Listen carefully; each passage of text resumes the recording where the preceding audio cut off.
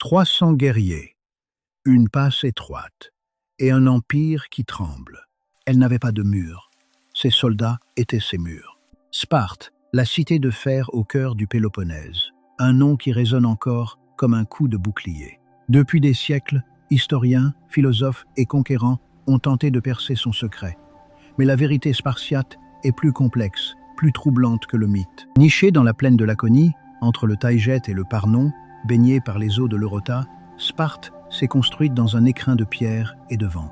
À l'ouest, le Taygète culmine à 2407 mètres, muraille naturelle que nul envahisseur n'osait franchir. À l'est, le Parnon veille à 1935 mètres. Entre eux, une plaine fertile irriguée par l'Eurota, artère vitale de toute la région. Ce territoire, c'est la Laconie. Et la Laconie, Cest Sparte. La région dispose aussi de ressources convoitées, des mines de fer et de cuivre au sud, des carrières de marbre dans la péninsule du Magne. Une terre dure, minérale, façonnée pour forger des hommes à son image. Mais avant de devenir la puissance qui défiera Athènes et fera trembler la Perse, il y a eu un commencement obscur. La région est habitée depuis l'époque mycénienne, vers 1600 avant Jésus-Christ. Des palais s'élèvent à Aïos Vasilios, au Ménélaïon. Puis, vers 1200 avant Jésus-Christ, tout s'effondre. La civilisation mycénienne disparaît. La Laconie se vide. Le silence dure des siècles. Ce n'est qu'au Xe siècle avant Jésus-Christ que des signes de vie réapparaissent à Sparte et à Amyclée, d'abord comme lieu de culte, foyer d'une identité naissante. Au 8e siècle, Homère lui-même évoque déjà Lacédémone dans l'Iliade. Ménéla, époux d'Hélène, règne sur ces terres aux profondes vallées.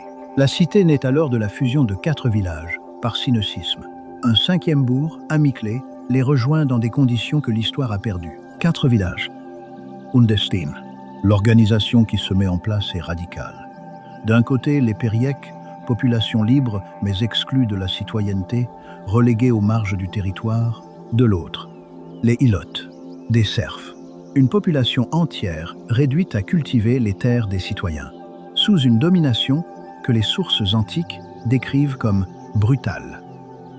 Car c'est précisément parce que les Ilotes travaillent que les citoyens spartiates, eux, peuvent ne faire qu'une seule chose, se préparer à la guerre. La conquête de la Messénie marque l'étape suivante. Un premier conflit éclate avant 700 avant Jésus-Christ. Il dure 20 ans. Sparte l'emporte.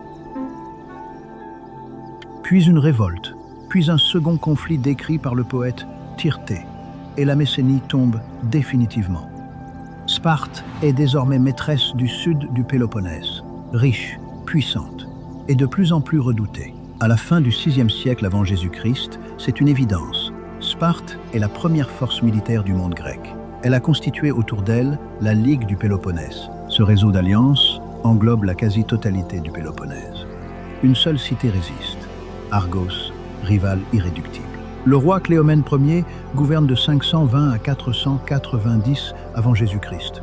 Il chasse les tyrans d'Athènes. Il tente d'y installer une oligarchie à sa solde. Il échoue, mais il écrase Argos à Sépéia en 494 avant Jésus-Christ. Une victoire cinglante qui consolide la domination spartiate sur le Péloponnèse. Puis vient 480 avant Jésus-Christ.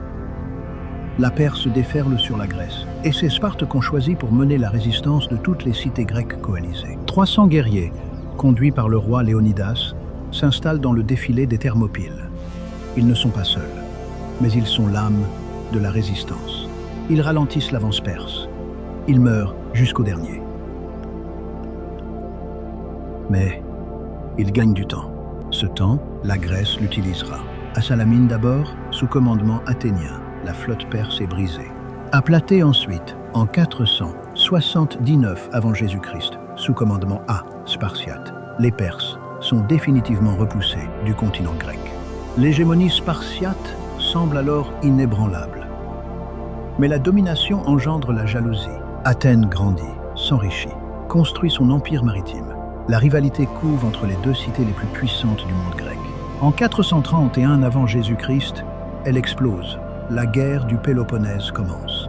27 ans d'affrontements, 2 blocs, 2 visions du monde grec, 2 façons opposées de concevoir la puissance. Les Spartiates ne peuvent pas prendre Athènes derrière ses longs murs. Les Athéniens ne peuvent pas résister à l'infanterie spartiate en rase campagne. L'équilibre semble sans fin. Jusqu'à ce que Sparte accepte un allié inattendu, la Perse. Celle-là même qu'elle avait combattue aux Thermopylées. Avec l'argent perse, Sparte finance enfin une flotte capable de briser la puissance maritime athénienne. Et en 404 avant Jésus-Christ, Athènes capitule. Sparte a gagné. Elle règne sur l'ensemble du monde grec. Voilà l'hégémonie absolue. Mais les empires qui semblent invincibles portent en eux les germes de leur propre destruction. Et Sparte ne fait pas exception, car, sous la surface du triomphe, quelque chose se brise lentement. Le nombre de citoyens à pleine citoyenneté, les homoiois, les égaux, diminue inexorablement. Les guerres tuent, la pauvreté exclut, car à Sparte, pour rester citoyen, il faut contribuer au repas collectif. Les Syssities, qui ne peut plus payer, perd son rang. Et Sparte refuse d'élargir ce cercle, refus fatal. En 371 avant Jésus-Christ, sur les plaines de Leuctre en Béotie, l'impensable se produit. Le général thébain Épaminondas invente une tactique radicalement nouvelle, concentrer son aile gauche en colonne oblique, profonde et puissante. Il la jette directement sur l'aile droite spartiate, là où se trouvent les meilleurs guerriers. L'armée réputée invincible s'effondre. Des centaines de citoyens spartiates meurent ce jour-là. Un désastre démographique autant que militaire. Dans la foulée, la Messénie est libérée. Les Ilotes recouvrent leur liberté. Les ressources de Sparte sont amputées. À ses portes se dressent des cités fortifiées nouvelles. Itôme en Messénie, Mégalopolis en Arcadie.